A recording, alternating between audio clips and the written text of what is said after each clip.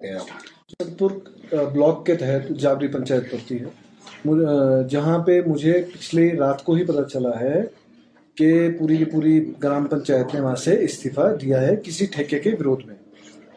मैंने सुबह ही early morning, क्योंकि रात काफ़ी लेट हो गया था, अर्ली मॉर्निंग ही मैंने कमिश्नर एक्साइज उनसे बात करी और उन्होंने भी तुरंत कार्रवाई करते हुए ठेके को बंद करने के आदेश जो है वो दे दिए हैं। मैं ये भी बताना चाहूँगा आपके माध्यम से जनता को कि पहली बात तो ये जो ठेके का मामला था, ये हमारे डिपार्टमेंट के अधीन नहीं है। सबसे पहली बात तो ये department of excise and taxation का मामला रहता है और इसमें ग्राम पंचायत या डिपार्टमेंट रूरल डेवलपमेंट या पंचायत एनओसी जो है नहीं लगती है। परंतु फिर भी ग्राम पंचायत रूरल डेवलपमेंट और पंचायती राज के मिनिस्टर के नाते मैं ये बोलना चाहूँगा कि मैंने तत्काल कार्रवाई करते हुए जो है एक्साइज कमिश्नर से बात करी है और एकदम बंद करने के हमने निर्देश जो है वो करवा दिए गए। इसके अलावा पंचायती राज चुनाव जो है वो जल्द ही होने वाले हैं, किस तरह की तैयारियां चल रही हैं? और दूसरा, क्या नई पंचायतों के गठन पर भी राज्य सरकार कोई विचार कर रही है? क्या इसके ऊपर कहना है? देखिए, अभी चुनाव तो मैं पहले बोलना चाहूँगा, जो पंचायती राज चुनाव है वो बिल्कुल समय से जो है वो होंगे। दिसंबर मिड में जो है चुनाव हो जाते हैं, पोलिंग हो जाती है और बॉडीज फॉर्म चाहे जिला परिषद की या बीडीसी की, वो जनवरी फर्स्ट वीक तक कंप्लीशन हो जाती है। वो समय पे ही सरकार द्वारा कराए जाएंगे, पहली बात।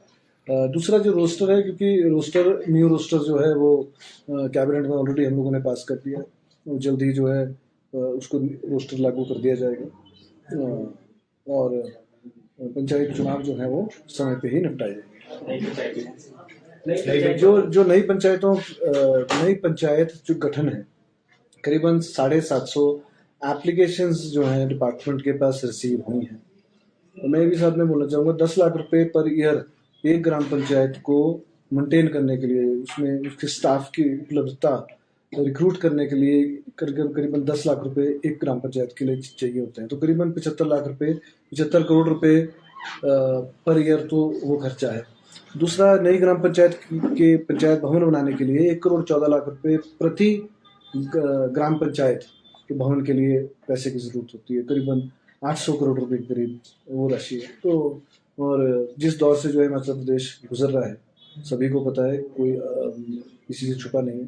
तो मैं समझता हूँ कि अभी ग्राम पंचायतें बनाने का निर्णय जो है हम लोग नहीं लेंगे। इसके अलावा एनएचआई के साथ जो चीजें चल रही हैं, देखा जा रहा है कि राज्य में जहां भी उनके प्रोजेक्ट चल रहे हैं वहां जो लोग हैं, स्थानीय लोग हैं, बहुत बड़े स्तर पर उनको परेशानी हो रही है, कोई हल नहीं निकल रहा है। पहले आवाज आपकी तरफ से उठाई गई, अब अनुराग ठाकुर के सामने भी लोग अपना रोना रो रहे थे। किस तरह से अब आगे चीजें चल रही हैं? दूसरी तरफ बारिश का दौर चल रहा है, ऑरेंज अलर्ट जो है वो भी जारी किया गया। देखिए, जो एनएचआई के खिलाफ या उनकी जो कार्य प्रणाली है या घटिया स्तर का जो काम कर रहे हैं, पूरी स्टेट में ये है। और ये बात बिल्कुल ठीक आपने बोली है कि लोग उससे परेशान है जहाँ से हाईवे जाता है।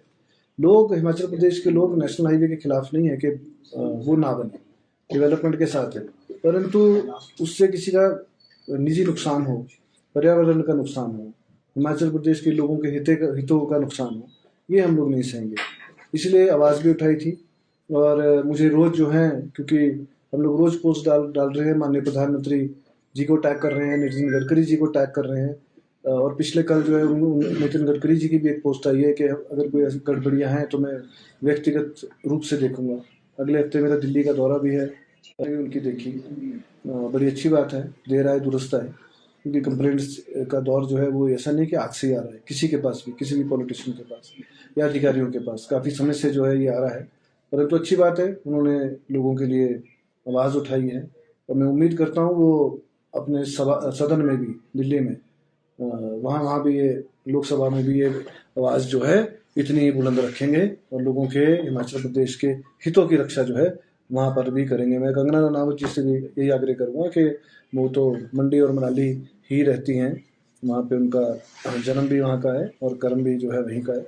उनसे भी मैं आग्रह करता हूँ आपके माध्यम से कि वो भी लोकसभा में इस मुद्दे को गंभीरता से उठाएं और क्विक एक्शन जो है जिसको लेते हुए लोगों को जागरूक जो है एकदम हो गए हैं लोग। पूरे हिमाचल से जो है NHI के खिलाफ जो है आवाज़ उठनी शुरू हुई है। और मैंने भी 1-2 दिन पहले पानी के अंदर डंगा लग रहा था ज्वालामुखी असेंबली के अंतर्गत लग रहा था, वो मैंने डाला था फेसबुक पे। अगले दिन ही अधिकारी वहाँ गए हैं, मुझे जानकारी प्राप्त हुई है। जो शिकायतकर्ता थे, जो काफ़ी साल से शिकायत कर रहे थे परंतु अमल नहीं हो रहा था, नेशनल हाईवे के अधिकारी तुरंत वहाँ जाके उन्होंने उस डंगे को निकाला और नया डंगा जो है प्रॉपर ढंग से जो है वहाँ लगाना जो है सामान वहाँ गिरा दिया है, मुझे जानकारी मिली है और वो उसको प्रॉपर ढंग से कर रहे हैं। तो मैं यही उम्मीद करता हूँ national highway authority of India के अधिकारी जो हैं अपनी जिम्मेवारी समझें, जिस चीज़ की तनख्वाह वो ले रहे हैं वो अपनी जिम्मेवारी समझें और क्योंकि काम इम्प्लीमेंट करवाना जो है वो उनकी नैतिक जिम्मेवारी है। आपने भी सोशल मीडिया प्लेटफॉर्म पे एक पोस्ट आपने किया था कि लोग कंप्लेंट्स आपको बताएं।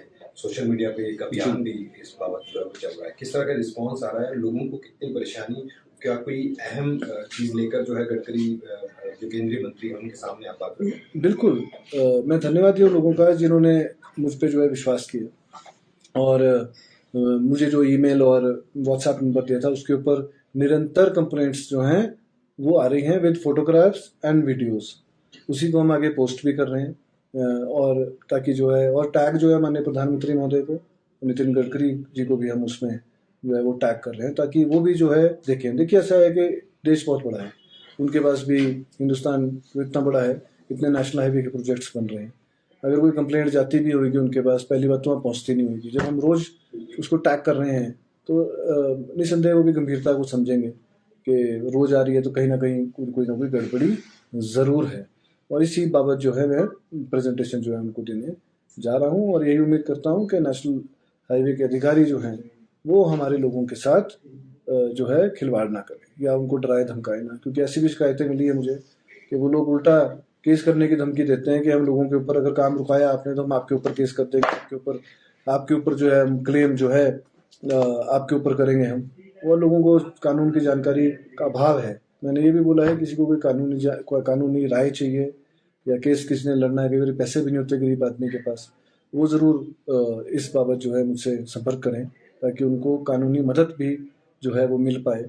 और एक जैसे पहले भी मैंने बोला, एक हम ये चाहते हैं कि कानून जो है वो बनना चाहिए करीबन 100 मीटर की परिधि में कोई नुकसान होता है वो नेशनल हाईवे अथॉरिटी को बेयर करना चाहिए, क्योंकि ये लोग तो काम करके चले जाएंगे, बाद में स्टेट गवर्नमेंट के ऊपर डाल देते हैं कि स्टेट गवर्नमेंट जिम्मेवार है इसकी, स्टेट गवर्नमेंट ही इनको जो है वो मुआवजा प्रदान करे, जो कि बहुत कम होता है, जो डिजास्टर के तहत बहुत कम मुआवजा होता है। हम ये चाहते हैं कि तत्पर किसी का नुकसान हो तो उसी टाइम जो है उसको क्लेम जो है उचित राशि जो है उसको इमीडिएटली जो है मिलनी चाहिए।